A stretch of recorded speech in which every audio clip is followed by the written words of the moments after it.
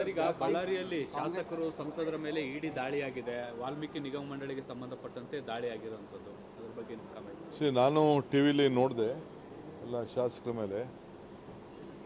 ನನ್ನ ಪ್ರಕಾರ ಅವರು ಯಾವ ಇದಕ್ಕೂ ಸಂಬಂಧ ಇಲ್ಲ. ಯಾರೋ ಪಿ ಅಥವಾ ಚೀಟಿ ಬರ್ಕೊಂಡಿದ್ದ ಅಂತ ಹೇಳಿ ಮಾಧ್ಯಮದಲ್ಲಿ ಬಂದಿತ್ತು. ನಮ್ಮ ಮಂತ್ರಿಗಳಾಗಲಿ ನಮ್ಮ ಶಾಸಕರಾಗಲಿ ಯಾವುದಕ್ಕೂ ಇನ್ವಾಲ್ವ್ ಆಗಿಲ್ಲ. ಯಾವ ವೋಟರ್ಸ್ಗೂ ದುಡ್ಡು ಹಂಚಿಲ್ಲ. ಅವ್ರು ಯಾವ ಎಲೆಕ್ಷನಲ್ಲಿ ಯಾವ ಹಣನೂ ಉಪಯೋಗಿಸಿಲ್ಲ. ಏನು ಆ ದುಡ್ಡು ಮಿಸ್ಯೂಸ್ ಯಾರೋ ಅಧಿಕಾರಿಗಳು ಮಾಡಿದ್ರು, ಅದನ್ನು 90% ರಿಕವರಿ ಮಾಡಿದ್ದಾರೆ ಅಂತೇಳಿ ನನಗೆ ಆಫೀಸರ್ಸ್ ತಿಳಿಸಿದ್ರು.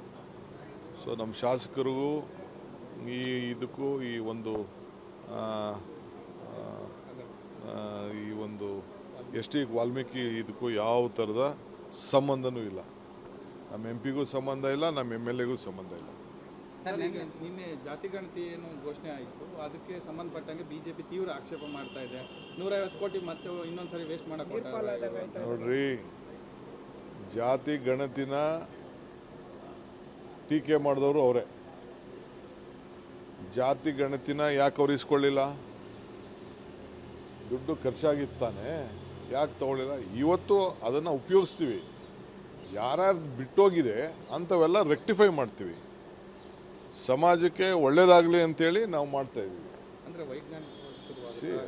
ಅದನ್ನು ನಾಳೆ ಕ್ಯಾಬಿನೆಟಲ್ಲಿ ತೀರ್ಮಾನ ಮಾಡ್ತೀವಿ. ಏನು ಆಗಿರೋಂಥ ಸೆನ್ಸಸ್ ಏನು ವೇಸ್ಟ್ ಏನು ಆಗಲ್ಲ. ಇನ್ನು ಯಾರ್ಯಾರು ಬಿಟ್ಟೋಗಿದ್ದಾರೆ, ಕೆಲವು ಸಮಾಜದವರು ನನ್ನ ಹತ್ರ ಜೈನ್ ಸಮಾಜದವ್ರು ಬಂದಿದ್ದರು, ಬಂಟ್ ಸಮಾಜದವ್ರು ನನ್ನ ಹತ್ರ ಬಂದಿದ್ದರು,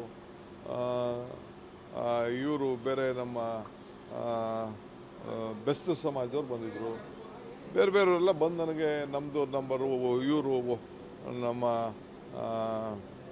ಲಂಬಾಣಿ ಸಮಾಜದವ್ರು ಬಂದಿದ್ದರು, ಭಾಳ ಜನ ಎಲ್ಲ ಬಂದಿದ್ದರು. ನಮ್ಮ ಶಾಸಕರುಗಳು ಬೇರೆಯವರೆಲ್ಲ ಬಂದಿದ್ದರು. ಅವ್ರದ್ದೆಲ್ಲ ಒಪಿನಿಯನ್ ಇದೆ.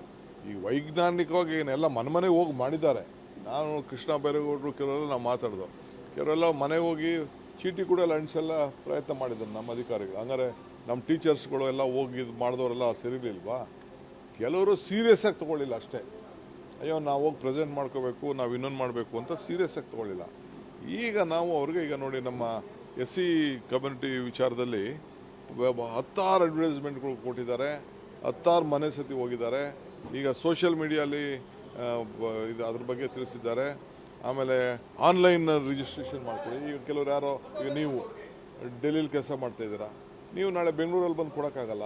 ಈಗ ನಿಮಗೆ ನೀವು ಹೋಗಿ ನಿಮ್ಮ ಜಾತಿ ಬಗ್ಗೆ ನೀವು ನಿಮ್ಮದು ಬ್ಯಾಕ್ವರ್ಡ್ ಕ್ಲಾಸು ನಿಮಗೇನು ಹಕ್ಕು ಸಿಗಬೇಕು ಅಂತ ನೀವು ಆನ್ಲೈನ್ ಮಾಡ್ಕೋಬೇಕು. ಅದೆಲ್ಲ ಒಂದು ಅವಕಾಶ ಮಾಡಿಕೊಡ್ಬೇಕು ಅಂತ ನಮ್ಮ ಸರ್ಕಾರ ಹೇಳಿದೆ. ನಮ್ಮ ಪಕ್ಷ ಅವರು ಹಿರಿಯರಾಗಿ ನಮ್ಮ ತಂದೆ ಸ್ಥಾನದಲ್ಲಿ ಇರೋರು, ಅವರು ನಮಗೆ ಗೈಡ್ ಮಾಡಿದ್ದಾರೆ. ನನಗೆ ಚೀಫ್ ಮಿನಿಸ್ಟರ್ಗೆ ಗೈಡ್ ಮಾಡಿದ್ದಾರೆ. ನಾನು ಪಕ್ಷದ ಅಧ್ಯಕ್ಷನಾಗಿ ಎಲ್ಲರ ಭಾವನೆಯನ್ನು ನಾನು ತಿಳಿಸಿದ್ದೀನಿ. ಅವರು ಅದಕ್ಕೆ ಒಪ್ಕೊಂಡಿದ್ದಾರೆ. ನಾನು CM ಇಬ್ಬರು ಒಪ್ಕೊಂಡು ಈಗ ಅದಕ್ಕೆ ನಾಳೆ ಕ್ಯಾಬಿನೆಟಲ್ಲಿ ಮಿಕ್ಕಿದ್ದು ಹೆಂಗೆ ಏನು ಎತ್ತ, ಯಾಕೆಂದರೆ ಸುಮಾರು 1 ಲಕ್ಷ ಜನರು ನಾವು ಇದಕ್ಕೆ ಇನ್ವಾಲ್ವ್ ಮಾಡ್ಕೋಬೇಕಾಗ್ತದೆ.